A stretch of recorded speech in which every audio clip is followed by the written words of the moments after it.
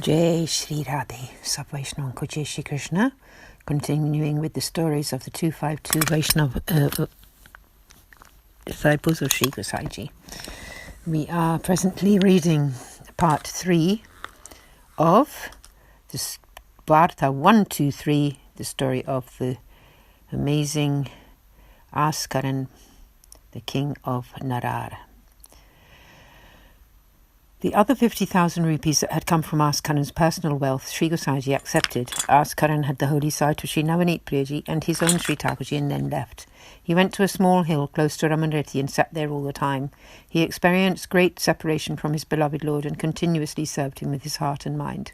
Aaskaran was such an accomplished Vaishnava. Whenever he composed a poem, he always signed it off with his own Sri Thakurji's name, Aaskaran Prabhu Mohana Nagar. Aaskaran continued to live in Gokul in this way. He went to bathe at least once a day at Jasoda Ghat. Part 4.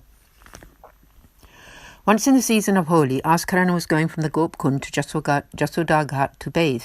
He heard Sri Thakurji playing his flute in Ramanreti. He forgot all about bathing and went over there. When he arrived, he had the holy sight of Nandale, the Lord's home, and all his pastimes there. The gopis had come there to play Holi with their beloved Lord. On one side were Sri Balaramji and all the cowherds, and on the other were the gopis who began to play Holi. There is a lane that leads to Sri Swaminiji's home, Rawal, and Sri Swaminiji was standing there. Balaramji was standing in his lane with lots of important older cowherds, all bearing sticks. In the lane that leads to Mahavan, Nandaraji and Yashodaji were standing.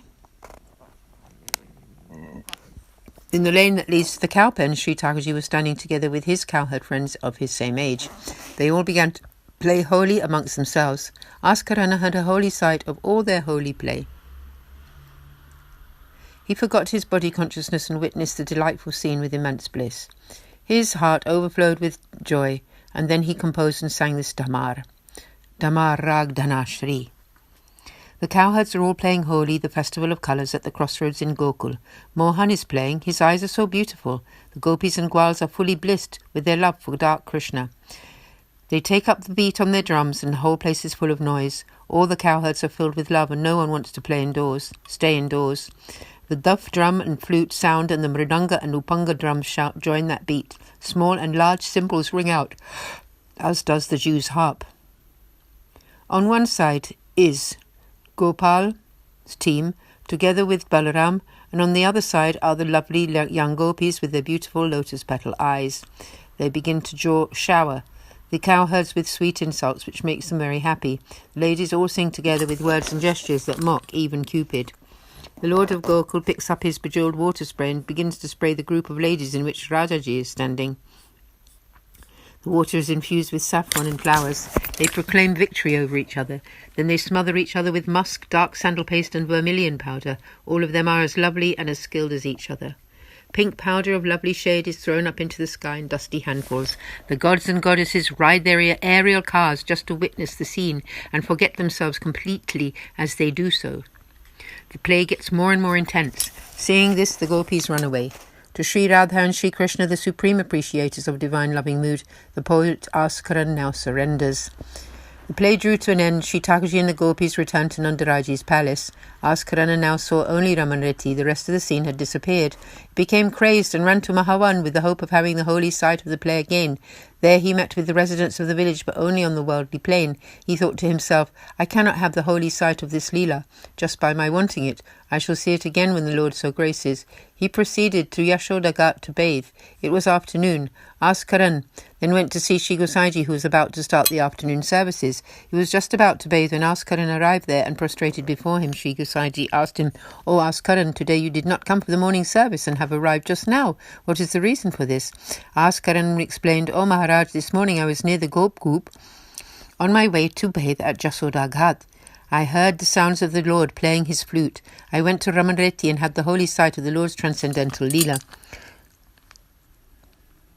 With your grace, I witnessed the Lord's holy play. I sang one Damar whilst I was there. When the play was over, I could no longer see anything. Then I went to Mahavan and looked all over the place, but I could not have that same sight." Sri Gosaiji Grace said, "The Lord was pleased with you and graced you with that vision. His Leela is continual, but we cannot witness it just whenever we want. We will see it when it is his own wish. You will soon have that grace again. because your heart is pure. Hearing this, Aaskaran bowed low to Sri Gosaiji and supplicated, O Maharaj, everything can come about through the blessings of your lotus feet. Part 5. One day, Aaskaran came to see Sri Gosaiji at the time of the evening Sandhya Arati. Sri Gosaiji requested him to sing the kirtans for Sri Krishna's time to rest. After having the holy sight of the evening Arati, Aaskaran did not leave but sat in the courtyard and waited while the Lord was served his supper. At that time, Aaskaran was blessed with the divine sight of some of the lady companions of the gopis who were speaking to Sri Thakurji, saying, Our Sri Swaminiji has prepared many offerings for you and has them in the forest bower. Please go there and fulfill her heart's desire. Aaskaran experienced all of this, and when it was time for the night-time service, Aaskaran sang in Rag Kedaro. O my beloved Lord, you take rest. I will prepare the bed for you. I shall massage your lotus feet while sitting by the side of the bed, and I shall sing sweet songs to you in the Kedaro Rag. The clever lady maidservants all gather there. I fill my eyes with the delightful sight of the divine couple. The poet Aaskaran now sings, O my Lord Mohananagar, O dark beautiful Lord, please let me always experience such joy. After hearing this composition, Sri Gosaiji was extremely pleased. Having settled Sri Navaneet Priyaji down for his rest, Sri Gosaiji then proceeded to his betak. Aaskaran bowed low to him. Sri Gosaiji praised this kirtan of his and Aaskaran supplicated, O Maharaj, through your blessings alone I experienced something of the Lord's pastimes at this time of his taking rest. That is how I managed to sing such a song. Sri Gosaiji said, Please from now on sing 2 such songs every day at this time. Aaskaran did exactly this. He would sing 1 song in the mood of Sri Radhaji's annoyance in love and 1 to accompany their rest time. Sri Gosaiji's grace upon Aaskaran was such. Sri Thakurji thus granted him divine experience. One day Sri Gosaiji took Aaskaran with him to Sri Natjidwar, Jatipura. Chaturbhuj Das was singing a composition about Sri Radhaji's annoyance in love at the afternoon bhoga period. Ragnat, poet Chaturbhuj Das. O Sri Radhe, your annoyance in love is like the fort of the god of love, Madan. The veil with which you cover your face is like its impenetrable gates, which lets no one there. He has sent so many ambassadors to you, but none have received any answer from you. Chaturbhuj Das sings now, please quaff the nectar of the lips of my Lord, the youthful uplifter of the Sri Giriraj mountain. Hearing this, Aaskaran lost consciousness and did not come round for 1.5 hours until it was time for the night-time service. Aaskaran then had the holy sight of the Lord at the time of the Arati and felt much bliss. After Sri Gosaiji had settled the Lord down for his rest, he came to sit in his betak where many accomplished Vaishnavas had gathered. Aaskaran joined them. Sri Gosaiji read from Sri Subodhini and everyone there felt great delight on hearing it. Aaskaran supplicated, O Maharaj, Chaturbhuj Das was singing a kirtan about Sri Radhaji's annoyance in love at the time of the afternoon bhoga seva. Had he really experienced that pastime? Sri Gosaiji replied, O Aaskaran, you do not know that Chaturbhuj Das' father is Kumban Dasji, and he has also kept company with all the great and closest devotees of Sri Acharyaji. It is appropriate that, through their association, Chaturbhuj Das experienced the intimate pastimes of the Lord. Hearing this, Aaskaran asked to have the opportunity to meet with Kumban Dasji. The next day, Kumban Dasji came there at the time of the morning Mangala Seva. Aaskaran greeted him with Jai Shri Krishna. Hearing Aaskaran's words, Kumban Dasji experienced horripilation all over his body. His eyes began to pour with tears. Aaskaran was amazed to see his reaction and thought, even just by hearing the Lord's name, the love in his heart has become visibly manifest. His level of divine experience cannot surely be adequately described.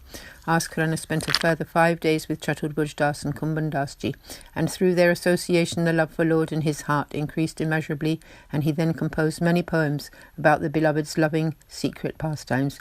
Aaskaran returned to Gokul with Sri Gosaiji. Thus concludes Varta 123, the story of King Aaskaran, who was an accomplished Vaishnava and the recipient of Sri Gosaiji's great grace. There is no end to his tale. Thus concludes today's reading. We will continue tomorrow. Sab Vaishnav ko sadar sanamra saprem. Jai Shri Krishna. Aaj ke Anand ki jai. Jai Jai Shri Radhe.